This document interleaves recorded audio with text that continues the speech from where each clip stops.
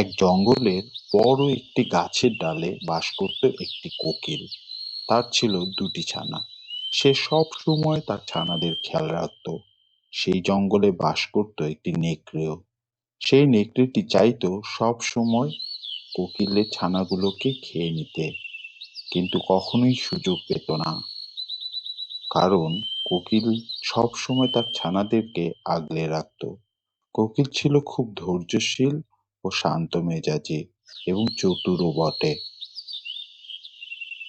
তো কোনো উপায় না পেয়ে একদিন নেকড়ে কোকিলকে ডেকে বলল, ও কোকিল, তুমি কি জানো, অনেক দূরে একটি আম গাছে অনেক রসালো পোকা পাওয়া যায়। তুমি সেই রসালো পোকাগুলো এনে তোমার ছানাদেরকে খাও না কেন? এটি শুনে ছানারা খুব আনন্দিত হলো এবং তার মাকে বলতে লাগলো, আমরাও রসালো পোকা খাবো, আমরাও রসালো পোকা খাবো। মা মা, আমাদেরকে রসালো পোকা এনে দাও। ছানাদের কথা শুনে মা কোকিল খুব অবাক হয়ে গেল এবং সে ছানাদেরকে বলল, ঠিক আছে, আমি ওই গাছ থেকে তোমাদের জন্য রসালো পোকা নিয়ে আসছি। মা কিছুক্ষণ পর চলে গেল। এদিকে ছানারা আনন্দ করতে লাগলো। আমরাও রসালো পোকা খাবো, আমরাও রসালো পোকা খাবো। একটু পরে নেকড়ে ঝোপের মধ্যে লুকিয়ে ছিল। যখনই মা কোকিল চলে গেল, সে তার লোভ সামলাতে পারল না। সে মনে মনে ভাবতে লাগলো, এখনই সুযোগ, এখনই গিয়ে কোকিল ছানাগুলোকে আমি খেয়ে নিতে পারি। হা হা হা হা।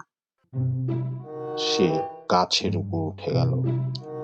যখনই সে ধীরে ধীরে গাছের উপর উঠছে, তখনই কোকিল ছানার দুটোর মধ্যে একটি বলে উঠল, আমি কিসের জন্য শব্দ পাচ্ছি? কেউ মনে হয় গাছে উঠছে, বিপদ আসতে চলেছে। চল, আমরা মাকে ডাকি। মা মা মা মা। মা মা ডাক শুনে কোকিল খুব দ্রুত সেখানে ছুটে এলো। এদিকে নেকড়ে তো ভয়ে গাছ থেকে নেমে দৌড় দিল। অনেক দিন পরের কথা। ধীরে ধীরে কোকিল ছানাগুলো বড় হতে লাগলো এবং তারা উড়তেও শিখে গেল। কোকিল চিন্তা করলো তার বাসাটি আরো উপরে নিয়ে যাবে, গাছের একদম চরম উপরে, যেখানে তাদের কেউ ক্ষতি করতে পারবে না। এদিকে নেকড়ে মনে মনে ভাবতে লাগলো কখন সুযোগ পেলে সে কোকিল ছানাগুলোকে খাবে। কোকিল ছানাগুলো ধীরে ধীরে উড়তে শিখে গেল। মা দূর থেকে তার ছানাগুলোকে উঠতে দেখে এবং খেয়াল রাখে।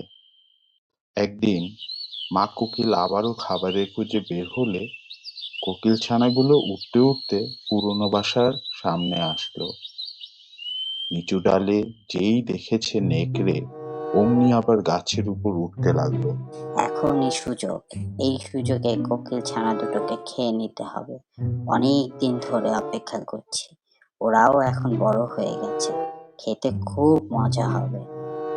যেই কোকিল ছানাগুলোর সামনে যেতে নিল নেকড়েটি, অমনি কোকিল ছানাগুলো উঠতে উঠতে উপরের বাসায় চলে গেল এবং ওখান থেকে দৌড়ে আবার উঠতে উঠতে নেকড়ের কাছে আসতে লাগলো। এটি দেখে নেকড়ে ভয়ে গাছ থেকে ধুপ করে পড়ে গেল নিচে এবং প্রচন্ড জোরে ব্যথা পেল। ও মা গো, আমার আর এই কোকিল ছানাগুলোকে খাওয়া হবে না, ওরা বড্ড পাজি। এটি দূর থেকে দেখতে পেয়েছিল কোকিল। মা কোকিল এবার এসে নেকড়েকে উদ্দেশ্য করে বলল, তুমি পাজি নেকড়ে, অনেক দিন ধরে আমার বাচ্চাদেরকে খাওয়ার জন্য তুমি ওট পেতে আছো। আর সুযোগ হবে না। আমি দেখেছি আমার ছানারা কিভাবে তোমাকে প্রতিহত করেছে। এখান থেকে যাও, নয়তো আমি তোমার জন্য বিপদ ডেকে আনবো। নেকড়েটি ভয়ে চলে গেল এবং মা কোকিল তার ছানাদেরকে নিয়ে বেশ আনন্দে কাটাতে লাগলো। এ থেকে আমরা শিক্ষা পেলাম, যে কোনো বিপদে ভয় পাওয়া যাবে না এবং সব সময় ধৈর্য ধরতে হবে এবং উপস্থিত বুদ্ধি খাটিয়ে সেখান থেকে বের হয়ে আসতে হবে।